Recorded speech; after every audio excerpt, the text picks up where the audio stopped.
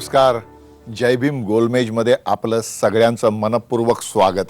Doctor Babasaheb Ambedkar यांच्या 125व्या जयंतीच्या निमित्ताने आज आपण एका वेगळ्या कार्यक्रमाच्या निमित्ताने एकत्र जमणार आहोत.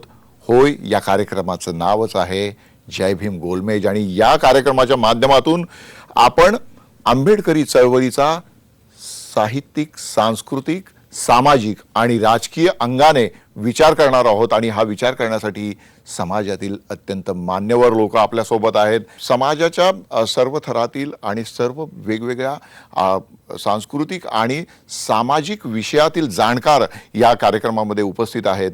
मी कार्यक्रमाच्या सुरुवातीलाच रामदास आठवलेजींना प्रश्न विचारू इच्छितो की डॉक्टर बाबासाहेब आंबेडकरांचं जे योगदान आहे आपल्या समाजाला, या योगदानाची सातत्याने चर्चा होते. परंतु आता 125व्या जयंतीच्या निमित्ताने पुन्हा चर्चा सुरू झालेली आहे की नजीकच्या काळामध्ये आंबेडकर चळवळीचं भविष्य काय. तुम्ही कसं बघता या सगळ्याकडे? नाही, महेश म्हात्रेजी, आता एक तर असं आहे की बाबासाहेब आंबेडकरांच्या 125व्या जयंतीच्या निमित्तानं चर्चा तर होतच आहे, परंतु बाबासाहेब आंबेडकरांचं व्यक्तिमत्वच असं आहे की ते महासागरासारखं ते व्यक्तिमत्व आहे. बरोबर. सर्वांना सामावून घेण्याचं सामर्थ्य असणारं ते व्यक्तिमत्व आहे. समतेचा विचार त्यांनी मांडला, याचाच अर्थ असा आहे की विषमता समाजातून नष्ट होणं अत्यंत आवश्यक आहे. जातीच्या नावावर, धर्माच्या नावावर, भाषेच्या नावावर ते तुटता कामा नये. आणि म्हणूनच बाबासाहेब आंबेडकरांनी एक भव्य दिव्य अशा पद्धतीचं सुंदर संविधान आपल्याला दिलेलं आहे. त्यामुळे बाबासाहेबांच्या बद्दल तर प्रचंड आदर सर्व देशभरामध्ये तर आहेच आहे. बरोबर. जर तुम्ही त्या देशामध्ये गेला तर सर्वात जास्त पुतळे बाबासाहेब आंबेडकरांचे आहेत. जगाच्या कानाकोपऱ्यामध्ये अमेरिका असेल, इंग्लंड असेल, जपान असेल, श्रीलंका असेल, असे अनेक देशांमध्ये बाबासाहेबांचे पुतळे आहेत. फक्त पुतळे करून चालणार नाही, परंतु बाबासाहेब आंबेडकरांचे विचार, बाबासाहेब आंबेडकरांची जी भूमिका आहे माणसाला जोडणारी, त्या भूमिकेप्रमाणे मला वाटतं की चर्चा फार चांगली चालू आहे. पक्ष कुठलाही असो, भाजप असो, काँग्रेस असो, राष्ट्रवादी काँग्रेस असो, शिवसेना असो, सगळेच पक्ष जे आहेत ते, मनसे असो, सगळेच पक्ष बाबासाहेब आंबेडकरांच्या संबंधामध्ये चांगलं बोलत आहेत. ही गोष्ट अत्यंत समाधानाची, आनंदाची आहे. पण मग बोलून चालणार नाही, तर ते विचार आत्मसात करून आपण त्यांच्या संविधानातला भारत उभा करण्याची नितांत आवश्यकता आहे, असं मला वाटतं. महेश, निश्चितच डॉक्टर बाबासाहेब आंबेडकरांच्या कल्पनेतला भारत निर्माण करण्याचं आव्हान आपल्या सगळ्यांसमोर आहे. प्रकाश गजबीये, आपण नागपुरातून विद्यार्थी चळवळ असेल किंवा त्यानंतरच्या काळातली चळवळ असेल, या सगळ्या चळवळी करत आता तुम्ही राजकारणामध्ये स्थिरस्थावर झालेले आहात.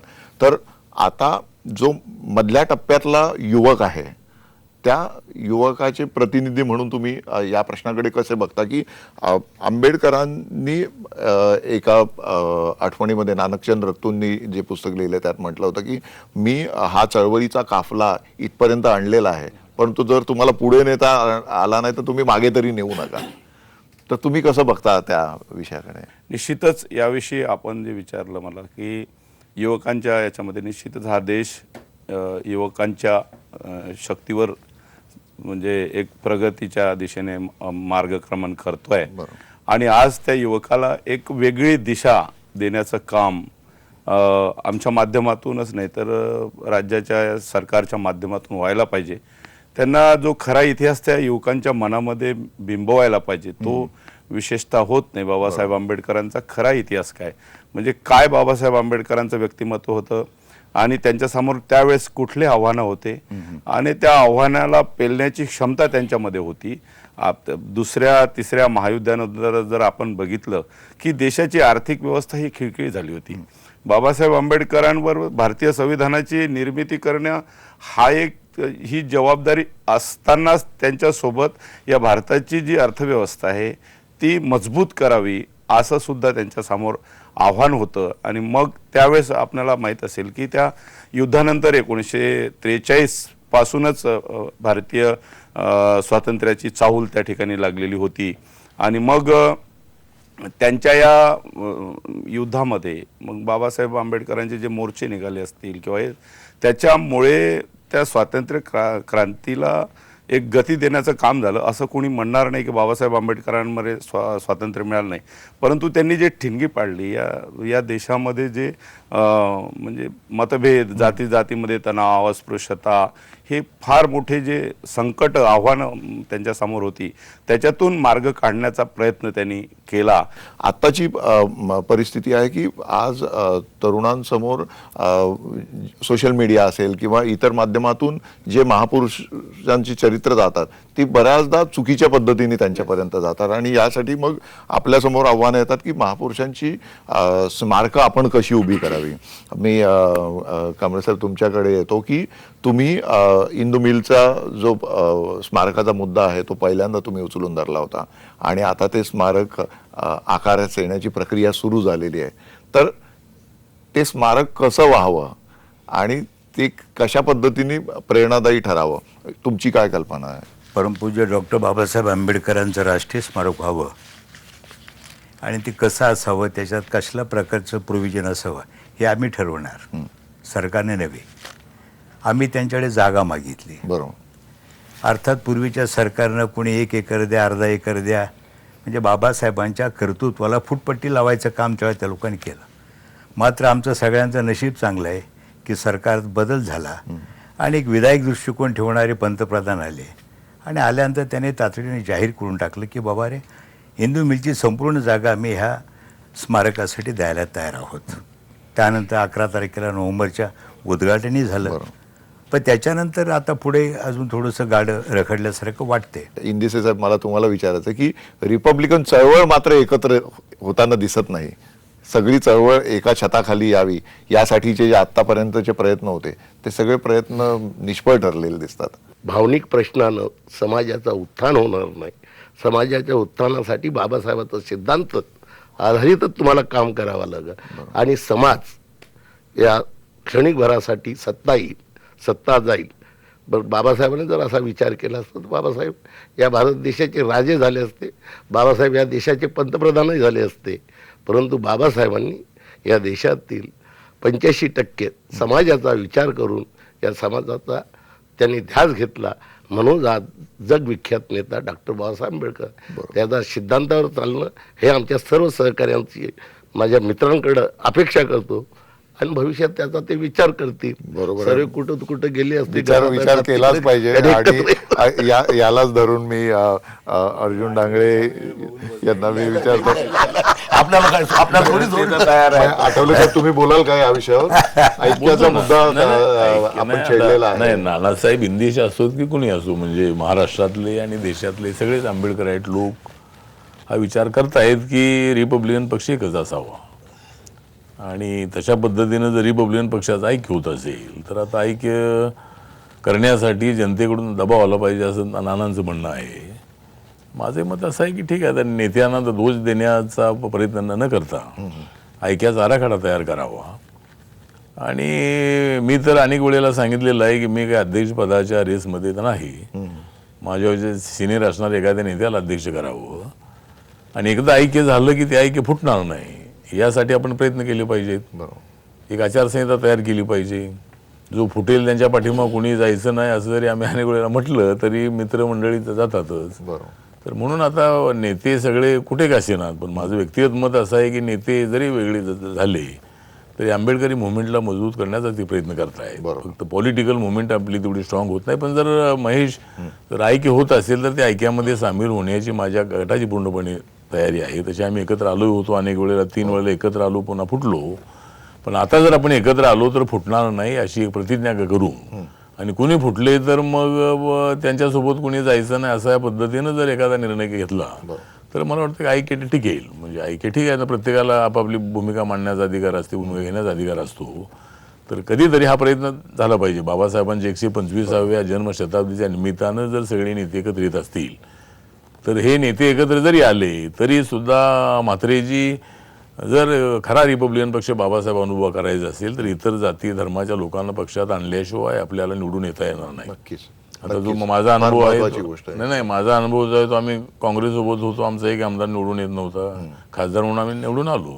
आता आम्ही BJP शिवसेनेसोबत आहोत, आमचा खासदारही निवडून आला नाही, आमदारही निवडून आला नाही. म्हणजे आमची मतं त्यांना मिळतात पण त्यांची मतं मिळत नाहीत. म्हणून आम्ही असे कॅन्डिडेट तयार केले पाहिजेत की आम्ही स्वबळावर नाही, परंतु सगळ्या जातीची मतं मिळवणारा कॅन्डिडेट. बरोबर. असा जर आम्ही प्रयत्न केला तर मला वाटतं की RPI हा बाबासाहेबांचा RPI होऊ शकेल. म्हणून जर ऐक्य होत असेल तर माझ्या ग्रुपच्या वतीनं मी एवढंच सांगतो त्या समाजाला की ऐक्यासाठी माझी तयारी आहे.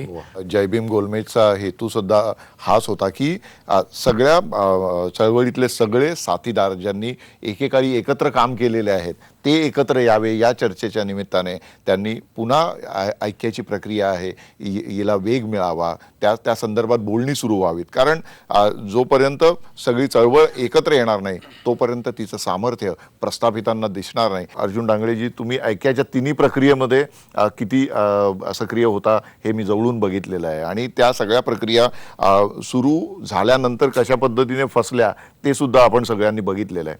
आता तुम्ही या सगळ्या प्रश्नाकडे कसं बघता, म्हणजे सिंहावलोकन कसं करता या सगळ्याचं? ऐक्याचे खूप प्रयत्न झाले. अगदी 1974 पासून 89ला झालं, नंतरही झाले.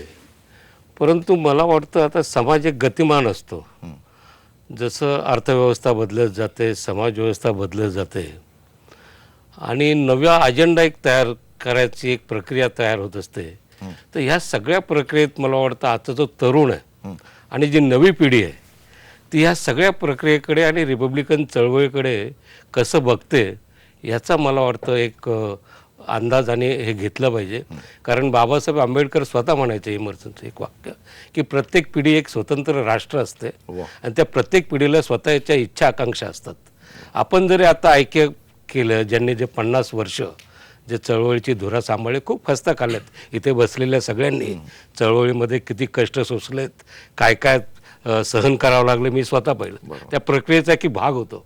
म्हणजे चळवळ करणं किंवा नेता होणं किंवा हे एक साधी गोष्ट नाही आहे. अगदी काही लोक अगदी नेत्यावर ज्या पद्धतीने टीका करतात, ठीक आहे काही चुका वगैरे असतात, परंतु ज्या खस्ता खाल्लेल्या असतात, ज्या घरादाराचं अगदी भान वगैरे चळवळीचं कसलं नसताना एक चळवळ त्यांनी ही केलेली आहे. पण नव्या पिढीला काय अपेक्षित आहे हे मला वाटतं ऐक्याचा विचार करताना हे घेतलं पाहिजे. कारण आज जागतिकीकरणाच्या पार्श्वभूमीवर, 21व्या शतकाच्या पार्श्वभूमीवर आणि जी सुशिक्षित नवीन पिढी आलेली आहे त्या पिढीला रिपब्लिकन चळवळीबद्दल काय वाटतंय.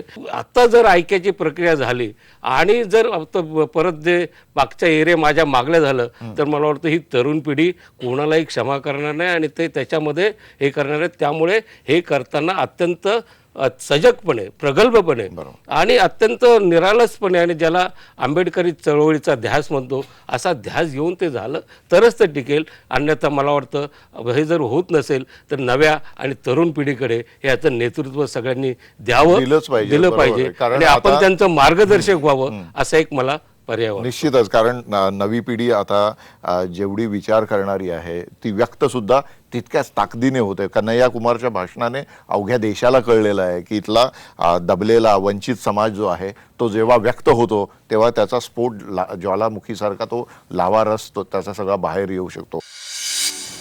आमच्या चळवळीचं वाटोळं जर कोणी केले असेल तर आमचे शाहीर आणि गायक यांनी आमचं वाटोळं कसं काय? त्याचं कारण सांगतो की पहिली गोष्ट असं आहे की ते काय सांगतात, भीम के लगते जिगर आधे इधर आधे उधर, तरी आम्ही त्या गाण्यावर नाचतो. जगदीशच्या मताशी मी सहमत नाही. ज्यांनी ज्यांनी या आंबेडकरी चळवळीचं नेतृत्व केलं त्या नेतृत्वाला मोठं करण्याचं काम या समाजातील कलावंतांनीच केले. फुले शाहू आंबेडकरांचे विचार जनतेपर्यंत पोहोचवण्याचं काम, समाजापर्यंत पोहोचण्याचं काम शाहिरांनी आणि कव्वाल यांनी केलेलं आहे.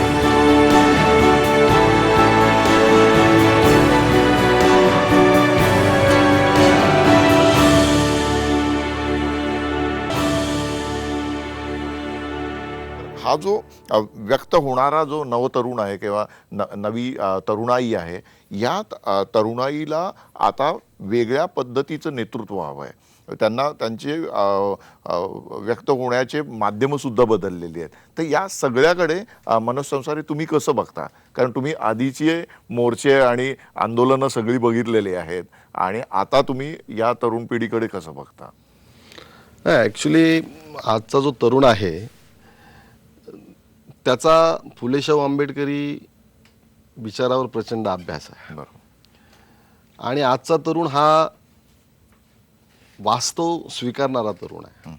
ज्या पद्धतीने सोशल मीडिया किंवा ज्या पद्धतीने आज विचारांचं आदानप्रदान होत आहे त्यामध्ये तरुण आंबेडकरी चळवळ किंवा फुले शाहू आंबेडकरांचे विचार तरुणांनी आत्मसात केलेले आहेत आणि त्याच्यामुळे आजचा तरुण जरी नेते एकत्र नसले तरी ज्या ज्या ठिकाणी अन्याय अत्याचार होईल, मग रोहित वेमुलाचा प्रश्न असेल किंवा समाजाच्या कुठल्याही स्तरावर असणारा प्रश्न असेल, मग तो अन्याय अत्याचाराचा असेल, तो आर्थिक विवंचनेचा असेल, तो सांस्कृतिक असेल, तो शैक्षणिक असेल, या सगळ्या प्रश्नांवर तरुण हा पेटून उठतो आहे आणि रस्त्यावर उतरतो आहे.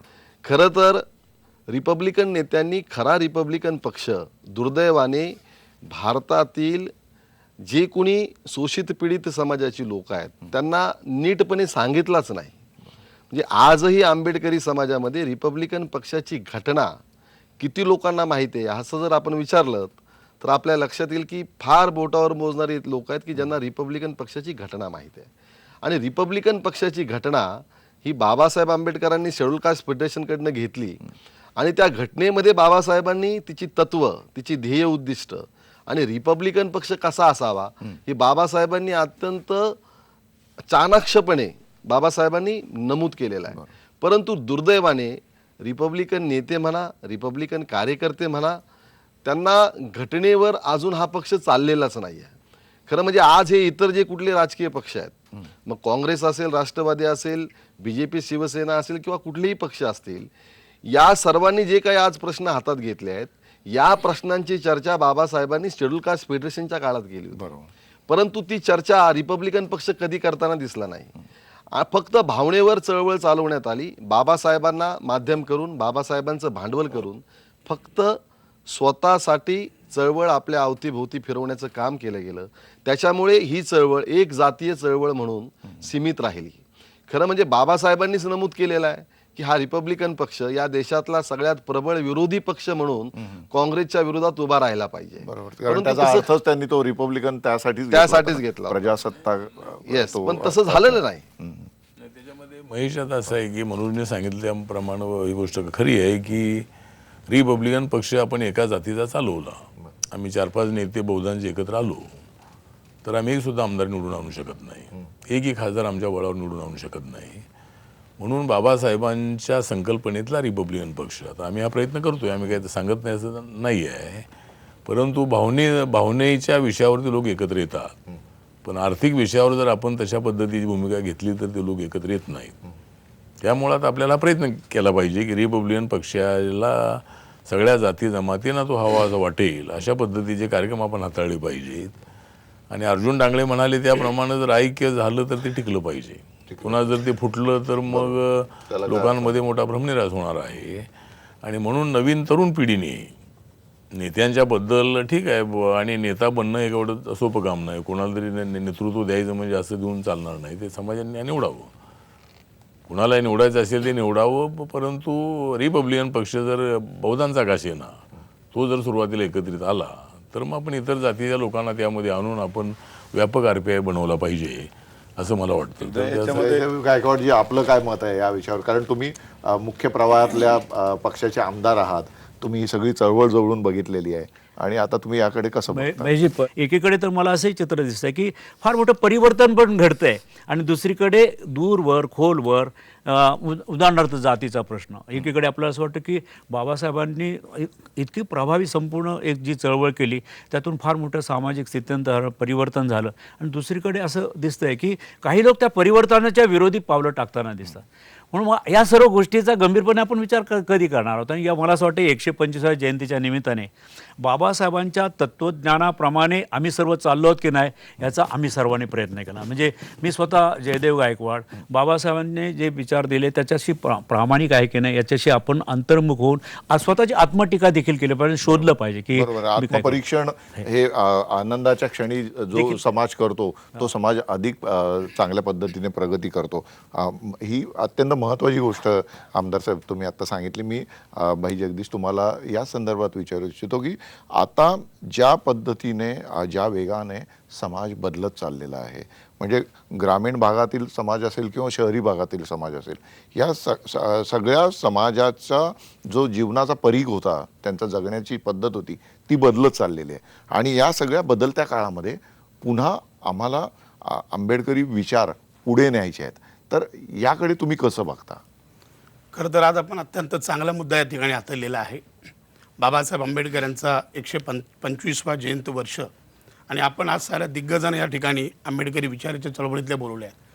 मला तर असं यात ज्या चर्चा झालेल्या आहेत मग आम्ही विचार करायला पाहिजे किंवा आमच्यावरती दबाव आला पाहिजे किंवा दबाव गट तयार झाला पाहिजे. त्यापेक्षा बाबासाहेबांना अभिप्रेत असलेला जो समाज आणि रिपब्लिकन पक्ष आहे त्याचा जो मोटिव्ह आम्हाला पुढे न्यायचा आहे. आज आमचा तरुण वर्ग पूर्ण भरकटलेला आहे. मग असं झालं का विठ्ठला कोणता झेंडा घेऊ हाती, मग या पक्षाचा झेंडा घेतात त्या पक्षाचा झेंडा घेतात, ही आमच्यावरती तरुणावरती परिस्थिती आज आलेली आहे. ठीक आहे, आमचे नेते या 40-50 वर्ष चळवळीचा पॅन्थरपासूनचा काम इथपर्यंत आणलेलं आहे, त्यांना माझा सॅल्यूट आहे, त्यांना मी नक्कीच दिला सलाम म्हणजे माझा आहेच त्यांना. परंतु याच्या पुढची जी चळवळ आहे आता 125वा वर्ष आहे. उदाहरणार्थ आज महाराष्ट्र सरकारने 125 कोटी रुपयाची तरतूद केली. ते 125 रुपयाची तरतूद 125 कोटीची तरतूद जी केलेली आहे त्याच्यावरती नियंत्रण करणारा आमच्या रिपब्लिकन चळवळीचा एक तरी साधा आमदार आहे का, हा प्रश्न आहे. आमच्या याच्यातले स्मारकाच्या आमदार संदर्भात आता विजय कांबळेजींनी तेच सांगितलं की स्मारक असेल परंतु त्या सगळ्याच्या स्मारकाच्या कल्पनेवर आणि त्या पूर्ण त्याच्या कामावर नाही तर हा तो आम्हाला साहेब स्मारकाचा भाग झालेला आहे. आणि बाबासाहेब आंबेडकरांची जयंती वर्ष जो साजरा होत आहे आज आपण जर उद्या बघितला व्हॉट्सअपवर फेसबुकवर आता आमची मुलं खूप हुशार आहेत, बरोबर. त्यांच्यामध्ये खूप स्पिरिट तयार झालेलं आहे. आता नेता हा पाहिजेच, चळवळीला नेता नसेल तर चळवळ चालत नाही, म्हणून नेता हा असलाच पाहिजे. परंतु आज अशी संकल्पना केली पाहिजे जे किमान इथं आहेत. किंबहुना आज या ठिकाणी जे 8 लोक बसले आहेत या 8 लोकांनी आज ठरवलं पाहिजे की मी उद्याच्या 14 एप्रिलला मी ऐक्यास तयार आहे. असं जर आज आपण लोकांपर्यंत संदेश दिला तर तो लोकांसाठी खूप अभिप्रेय होईल. बरोबर. आणि खऱ्या अर्थाने म्हणजे दुनियाला माहिती आहे की या चळवळीमध्ये मास लीडर कोण आहे, साहित्यिक कोण आहेत, ॲक्टिव्ह मुवमेंट कोण, समाज सोशल मीडियाला आपण सगळं दररोज पाहतो. माझं म्हणणं याच्यावरती एवढंच आहे की आमचा जो तरुण आज जो भरकटला गेलेला आहे, आमचा तरुण वाह्यात गेलेला आहे, त्याला कारणीभूत आम्हीच आहोत, आम्ही जबाबदार आहोत. त्याच्यातला मी सुद्धा त्यात जबाबदार आहे. म्हणजे मी जर हा जर रिपब्लिकन पक्ष खुल्या पत्रावर आधारित असणारा हा पक्ष मी लोकांसमोर मांडण्याचा नक्कीच प्रयत्न केला किंवा आठवले साहेबांनी लोकांपर्यंत मांडण्याचा प्रयत्न केला. त्याच्यानंतर आमच्याच गटातटामध्ये आम्ही विखुरल्या मुलं आज दुधामने अवस्थेतच आमचे तरुण आहेत. सर आज आमच्या तरुणांच्या नोकऱ्यांचा प्रश्न आहे. आम्ही पॅन्थरच्या काळामध्ये एखादा इंडस्ट्रियल मोर्चा घेऊन गेलो आमची 2 लोक कामाला लागायची, ती ताकद आमच्या पॅन्थर मुवमेंटमध्ये होती. परंतु आज ज्या तरुण जो वर्ग आहे तो वाह्यात जाण्याचं कारण आहे बाबा कुठल्या गटात जायचं आणि शिवाय आमच्या चळवळीचं वाटोळं जर कोणी केलं असेल तर आमचे शाहीर आणि गायक यांनी आमचं वाटोळं केलं. कसं काय? त्याचं कारण सांगतो की पहिली गोष्ट असं आहे की ते काय सांगतात, भीम के लगते जिगर आधे इधर आधे उधर, तरी आम्ही त्या गाण्यावर नाचतो. जगदीशच्या मताशी मी सहमत नाही. नाही, तुम्ही एक तर असं आहे, जगदीशजी मला आता बोलू द्या. एक तर आता असं आहे की ज्यांनी या आंबेडकरी चळवळीचं नेतृत्व केलं त्या नेतृत्वाला मोठं करण्याचं काम या समाजातील कलावंतांनीच केलेलं आहे. निश्चितच. आणि पॅन्थर चळवळीला उभारी देण्याचं काम सुद्धा कलावंतांनीच केलेलं आहे. परंतु जेव्हा नेतृत्व आयडिओलॉजी सोडून सत्ता आणि संपत्तीसाठी कोणत्याही आयडिओलॉजीचा स्वीकार करतो तेव्हा निश्चितपणे कलावंत त्या बाबतीमध्ये त्यांचं मत मांडणार आणि तो त्यांचा अधिकार आहे. साहित्यिक म्हणून मी अर्जुन डांगरेंना तो त्यांचा अधिकार आहे. नाही मला असं अर्जुन वाटतं की डांगरेंना पहिल्यांदा मी बोलायला सांगतो की नाही शाहिरांचा मुद्दा काढला आता, परंतु ह्याच शाहिरांनी आंबेडकरी चळवळीला सुरुवातीला शाहीर किस तसं नाही आहे. असं आहे आपण ज्यावेळी लोकांसमोर काही मांडतोय मांडताना आपण विचार केला पाहिजे. खरं म्हणजे चार बोटं दाखवतो त्यावेळी 4 बोटं आपल्याकडे असतात. मनोजी उलट साहित्यिकांनी उलट ज्या काळामध्ये पॅन्थरच्या काळामध्ये पॅन्थरची निर्मिती करणारे आणि सगळे करणारे हे सगळे कवी मंडळी आणि साहित्यिक मंडळी होती साहित्यिक त्यावेळेस. ते राजा ढाले असो नामसोद जवी असो तब्येत ही सगळी आणि ते साहित्यिकांचा एक रोल आहे. एक मिनिट, राजा ढाले साहेब असे म्हणतात मला पॅन्थर मान्य नव्हती. नाही असं नाही, पॅन्थरचा नंतरचा भाग आला तो इतिहासाचा भाग. नाही आपण आता फार डिटेल मध्ये नको जाऊया. खऱ्या अर्थाने महात्मा फुले नाही, नाही, आहेत ना, आणि शाहू- हे नाही, यांचे विचार जनतेपर्यंत पोहोचण्याचा, फुले शाहू आंबेडकरांचे विचार जनतेपर्यंत पोहोचण्याचं काम, समाजापर्यंत पोहोचण्याचं काम शाहिरांनी आणि नाही, एक कव्वाल अशी यांनी एक केलेलं मला आहे. वाटतं त्यांना साहित्यिक नाकारता वगैरे येत आपण नाही. कलावंत आपण आपण नाही, आपण नाही, आपण नाही, जरा एक मिनिट. ही या विषयावरची नाही, एक चर्चा मिनिट. हा. मला वाटतं एक मिनिट. बाबासाहेबांचाच कोट आहे. बाबासाहेब असं म्हणतात की माझ्या पुढाऱ्यांची 10 भाषणं आणि माझ्या शाहिराचं एक गाणं. बाबासाहेबांनी ज्या कलावंतांना प्रमाणपत्र दिलाय, ज्या कलावंतांच्या पाठीवर शबासकीची थाप मारली, ते कलावंत समाजात दुही निर्माण करतात, हे म्हणणं कितपत योग्य आहे? निश्चितच. आपण तो मुद्दा जरा बाजूला ठेवूया. नाही, आपण तो मला असं वाटतं की आपण हा मुद्दा विनाकारण फार करण्याची त्याला- गरज नाही. बरोबर. वेगळ्या प्रवृत्तीचे आणि याच्या विचाराचे लोक असतात. कारण बाकी बाबासाहेब आंबेडकरांचे इतर जे महत्वाचे सिद्धांत आहेत त्याच्यावर आपण वैचारिक, चर्चा करू. इथे काय झालेलं आहे, यांनी जे म्हटलंय ते त्यांच्या मागे अशी भावना दिसते की गाण्याच्या भोवती संपूर्ण समाज फिरताना दिसतोय, हे देखील आहे. आणि जेव्हा जेव्हा चळवळी, अर्जुनराव, मला स्वतःलाही वाटतं की जेव्हा चळवळी निष्प्रभ होतात, बाकी समाजातल्या नेते निष्प्रभ होतात, तर लोक गाण्याकडे वळतात. यावेळची जयंती तुम्हाला जास्तीत जास्त गाण्याची जयंती मला, हा गाण्याने काय, ऐका, गाणी गाणाऱ्यांना मी कमी लेखत नाही, त्यांनी चळवळ बाबासाहेबचे विचार देखील जेवण ठेवलेलं आहे. वामनदादा ज्यावेळी पाठीवरती बिराड घेऊन फिरत होते, आता मी वामनदादा जेव्हा पाठीवरती बिराड घेऊन फिरत होते, त्यावेळी ते प्रल्हाद शिंदे ज्यावेळी गाणी गात होते, समाजाचं म्हणजे प्रबोधन करत होते, मला असं वाटतं त्यावेळेस नाही, ती चळवळ काय निष्प्रभ होती का? आता जर रिपब्लिकन पक्षाचं ऐक होत असेल तर त्या ऐक्याला पूर्ण पाठिंबा देण्याची माझ्या गटाची पूर्णपणे तयारी आहे. पण एकत्र आपण आलो तर पुन्हा आपण सगळ्यांनी एकत्र राहूया. पण आठवले साहेब, एवढं मत. नेत्यांचं ऐक्य झाल्यापेक्षा सामाजिक ऐक्य होणं गरजेचं आहे. समाज एकत्र झाला तरच हा गाडा समोर जाऊ शकतो. आमची मुलं ही पुन्हा एकदा सत्तेसाठी, प्रमोशनसाठी, बदलीसाठी आणि आर्थिक राजकीय फायद्यासाठी हे पुन्हा पाटलांच्या मुलांच्या बंगल्यावर येस बॉस करायला लागले.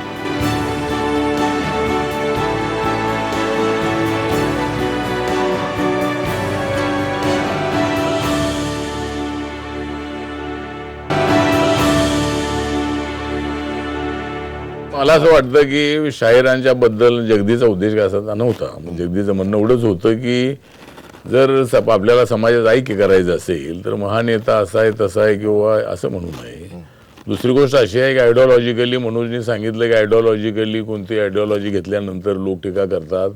ज्यांना टीका करायची ते करतात, पण आमची बाजू घेणारे असंख्य लोक असतात, तुमची बाजू घेणारे लोक असतात. त्यामुळं साहित्यिक जे आहेत, पण शाहिरांमुळं मी जो नेता झालेलो आहे त्याच्या पाठीमागे शाहिरांचा प्रचंड मोठा हात होता आणि शाहिरांच्या बद्दल आम्हाला आदर आहे. म्हणजे त्याच्याबद्दल जगदीच असं काय म्हणणं नव्हतंही. त्यामुळं शाहिरांनी काय पक्ष फोडलाय असं अजिबात म्हणता येणार नाही. पण जर साहित्यिकांना शाहिरांना जर असं वाटत असेल नेत्यांनी एकत्र आलं पाहिजे तर शाहिरांनी एकत्र आलं पाहिजे.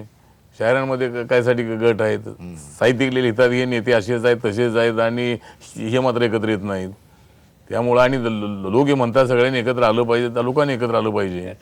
त्यामुळं फक्त नेत्यांना दोष न देता मला असं वाटतं की आता जर रिपब्लिकन पक्षाचं ऐक होत असेल तर त्या ऐक्याला पूर्ण पाठिंबा देण्याची माझ्या गटाची पूर्णपणे तयारी आहे.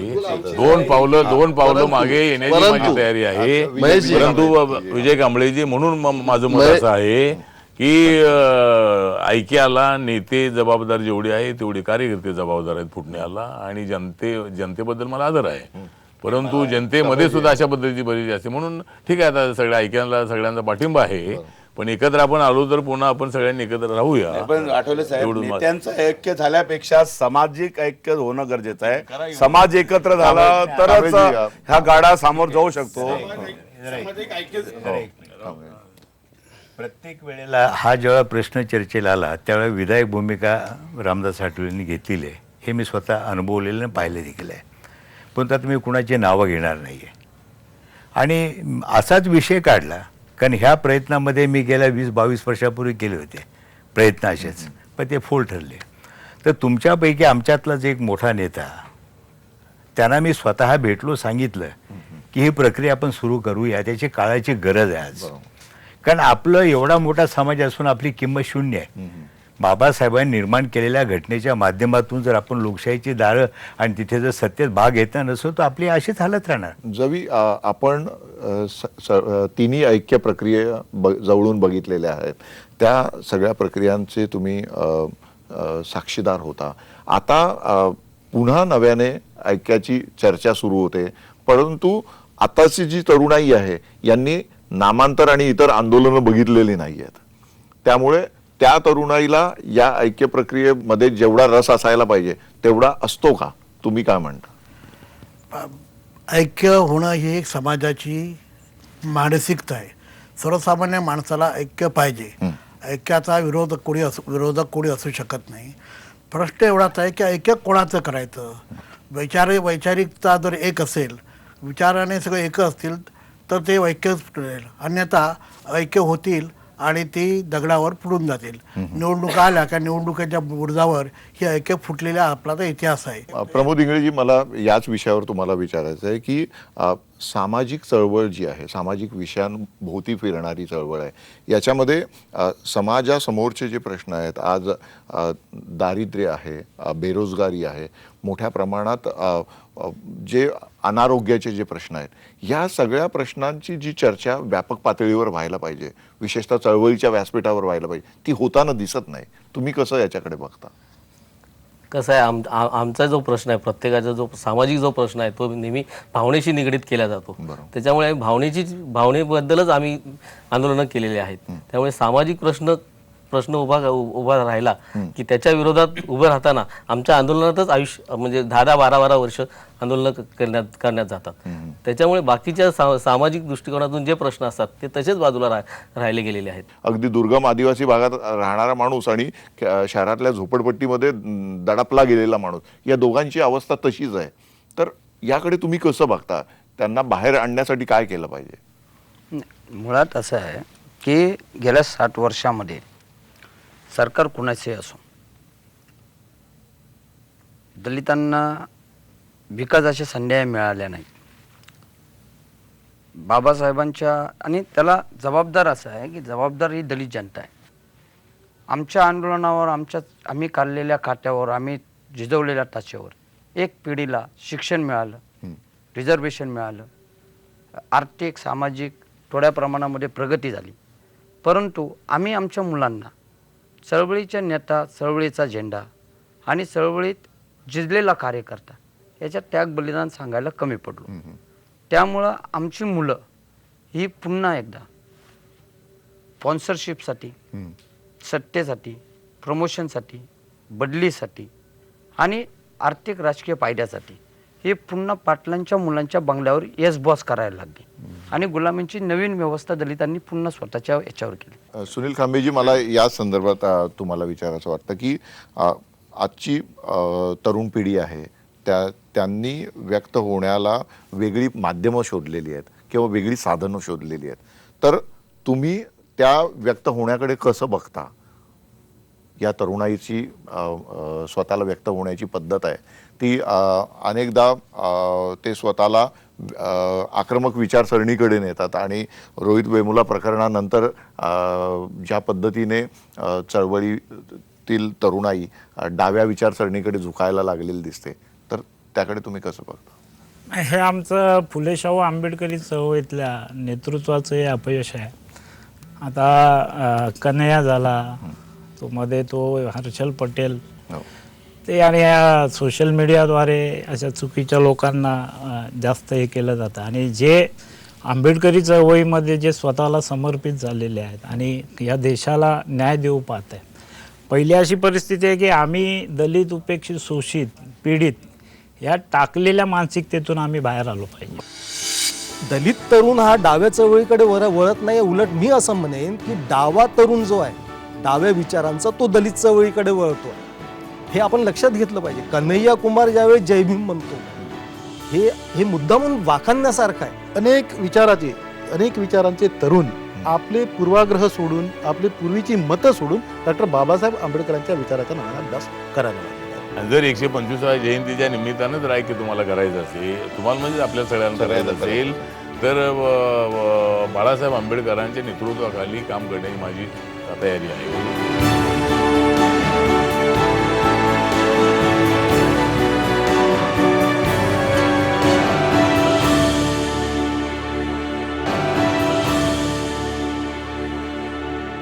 डॉक्टर आंबेडकरांनी स्पष्टपणे म्हटलं होतं की तुम्ही सत्ताधारी जमात बना, तुम्ही सत्ताधारी व्हा, असा जो संदेश शासनकर्ते बनले पाहिजेत. तर ही जी त्यांची भावना होती, याच्यात त्यांचं पहिलं म्हणजे सुप्त हेतू हाच होता की तुम्ही एकसंघ व्हा.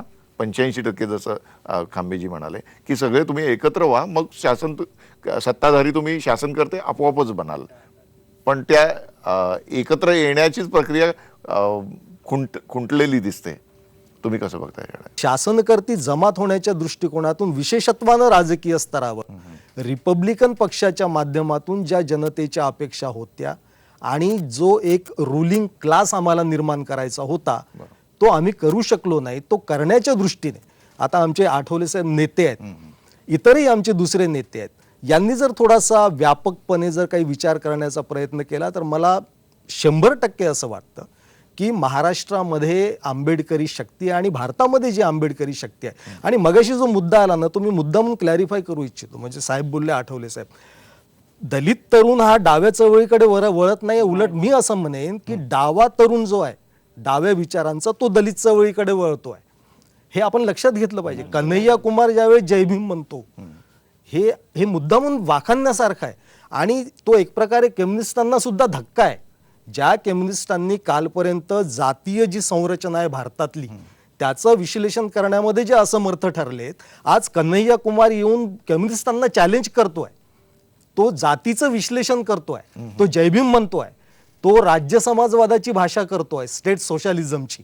आणि हा बदल आहे कम्युनिस्टांमध्ये घडलेला, जो आंबेडकरवाद्यांनी. खोब्रागडेजी, तुम्ही याच्याकडे कसं बघता की आज दलित तरुण माओवादाकडे जातोय की माओवादी डॉक्टर आंबेडकर हे प्रतीक घेऊन दलित तरुणांना आपल्याकडे खेचण्याचा प्रयत्न करत आहेत? तुम्हाला काय वाटतं? अशी अवस्था नाही. दलित तरुण माओवादाकडे वळतो आहे ही चुकीची गोष्ट आहे. एकंदरीतच आज डॉक्टर बाबासाहेब आंबेडकरांचं स्थान जे आहे संपूर्ण विश्वाच्या, संपूर्ण जगाच्या जे परिप्रेक्ष्यामध्ये आपण जर पाहिलं तर ते एका प्रॉफेटचं स्थान आलेलं आहे. म्हणजे आजच्या घडीला डॉक्टर बाबासाहेब आंबेडकरांचं जे स्थान आहे ते मोझेस किंवा मोहम्मद पैगंबर किंवा येशू ख्रिस्त या स्तरावरचं, म्हणजे इमॅन्सिपेटर, ते जगातील सगळ्या लोकांना वाटतं की आमची मुक्ती जी आहे ती बाबासाहेबाच्या विचारात होईल. आणि त्यामुळे होतं काय आहे की अनेक विचारांचे तरुण आपले पूर्वाग्रह सोडून, आपली पूर्वीची मतं सोडून डॉक्टर बाबासाहेब आंबेडकरांच्या विचाराचा नव्याने अभ्यास करायला लागलेले आहे. आंबेडकरी चळवळ म्हणजे फक्त राजकारण नव्हे. आंबेडकरी चळवळीमध्ये सांस्कृतिक, सामाजिक, आर्थिक आणि असे अनेक कंगोरे आहेत की जे कंगोरे अतिशय जे वेगात, ज्याला काय म्हणतो आपण प्रखरपणे, आजच्या घडीला एकत्रित झालेले आहेत.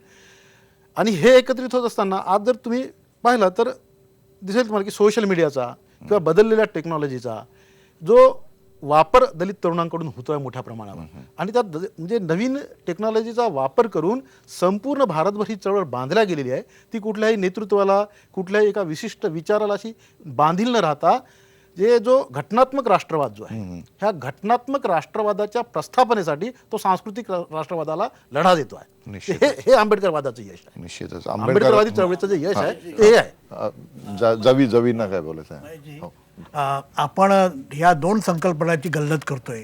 कुठली संकल्पना? सत्ताधारी पक्ष व्हायचं आणि शासनकर्ते जमावतं. सत्ताधारी व्हायचं, बाबासाहेबांनी शासनकर्ते व्हा म्हणाले, सत्ताधारी व्हा असं कुठं म्हटलेलं नाही. शासनकर्ते व्हा. शासनकर्ते म्हणजे आपल्या सगळ्यांना माहिती आहे जे शासनाचा प्रत्यक्ष जो घटक असतो, म्हणजे मुख्य घटक, IPS म्हणा, IAS म्हणा वगैरे, हे जे सगळे आहेत हे निर्णय प्रक्रियेत ते असतात. आपण काय सत्ताधारी व्हा असं म्हटलं, बाबासाहेबांनी याचा चुकीचा अर्थ घेतला. आणि सत्तेवर जाण्यासाठी मग आपण कुणाशी संगनमत करू शकतो, कुणाशी शासनमत करतो. आणि त्यामुळे होतंय का, कुणाशी शासनमत होतो आणि लढू शकतो. त्यामुळे होतं काय, आम्ही मोटिवेटेड मला असं वाटतं की जयवी पवार यांचं मत अत्यंत महत्वाचं आहे की बाबासाहेब आंबेडकर म्हणाले होते की शासनकर्ती जमात बना. याचा अर्थ असा नव्हे की तुम्ही सत्तेवरून असते म्हटले नव्हते. रिपब्लिकन पक्ष हा सर्व जाती जमातीचा व्हावा आणि रिपब्लिकन पक्षाने सत्ता मिळवावी हाच त्यांचा प्रयत्न होता. त्यामुळे आपल्या मताशी मी सहमत आहे की कोणाची अलायन्स करायचं नाही ते सगळे ठरवा. मागच्या वेळेला आपण काँग्रेससोबत अलायन्स करायचा की नाही ते आपण बहुमताने ठरवलं आणि आपण मात्र सगळे एकत्र आलो नाही. आता आम्ही सुद्धा आमच्या पक्षाने बहुमताने ठरवलं की काँग्रेसला हरवायचं आहे, त्यासाठी बीजेपी सोबत जायला पाहिजे. म्हणजे हा विषय नको आहे. जवी डांगळेजी काय बोलतात? डांगळेजी काय? की तरुणांना म्हणजे आंबेडकर होते. आता तरुणांचा आंबेडकर म्हणजे नेमका कुठला आंबेडकर? बाबासाहेबांनी तर कुठं इकडे जा तिकडे जा सांगितलं नव्हतं. बाबासाहेबांनी जो शत्रू दाखवला होता त्या शत्रूच्या आपण हातात जवी पवार ज्या महत्वाचं आहे ना, जवी पवार ज्या ग्रुपमध्ये काम करतायत ते बाळासाहेब आंबेडकर आम्हाला आदरणीय नेते आहेत. आणि जर 125व्या जयंतीच्या निमित्तानं जर की तुम्हाला करायचं असेल, तुम्हाला म्हणजे आपल्या सगळ्यांना करायचं असेल, तर बाळासाहेब आंबेडकरांच्या नेतृत्वाखाली काम करण्याची माझी तयारी आहे. आणि अलायन्सचा विषय जो आहे तो उद्याच्या त्या निवडणुकीचा आहे. कालच्या निवडणुकीमध्ये आपला निर्णय वेगळा होता, आमचा निर्णय वेगळा होता. उद्याच्या निवडणुकीमध्ये आपण काय करायचं ते ठरवा तुम्ही. आम्ही काय भाजपसोबत काय कुंकुला लावलेलं का त्यांच्यासोबत कायमचा राहण्याचा विषय नाही आहे तो. त्यावेळेस आमचा त्या निर्णय होता तो बरोबर की चुकीचा हा विषय नाही आहे. पण पुढे आपण ठरवूया. आणि आपल्या नेत्याला अध्यक्षपद देण्याची माझी तयारी आहे. आपण त्यांना माझा मेसेज द्या. आणि जर बाळासाहेब तयार नसतील तर मी तयार आहे. आपण ही जी चर्चा आज डॉक्टर बाबासाहेब आंबेडकर यांच्या 125व्या जयंतीच्या निमित्ताने आपण सगळ्यांनी इथे जी सध्याची स्थिती आंबेडकर चळवळीची आणि पुढे ती चळवळ कशी जाईल या संदर्भात जे विचारमंथन केलं, या सगळ्या आपल्या सहभागाबद्दल मी आपल्या सर्वांना मनपूर्वक धन्यवाद देतो. आपण सारेजण या कार्यक्रमामध्ये आलात आणि आपली ही जी जय भीम गोलमेज तुम्ही यशस्वी केली याबद्दल सगळ्यांना मनपूर्वक धन्यवाद. आणि तुम्हाला एवढं सांगतो की म्हणजे आम्ही सर्वजण आहोत नॉनव्हेज. आम्ही सर्वजण आहोत नॉनव्हेज. तुम्ही जय भीम, तुमची जय भीम गोलमेज. वा वा वा, थँक्यू.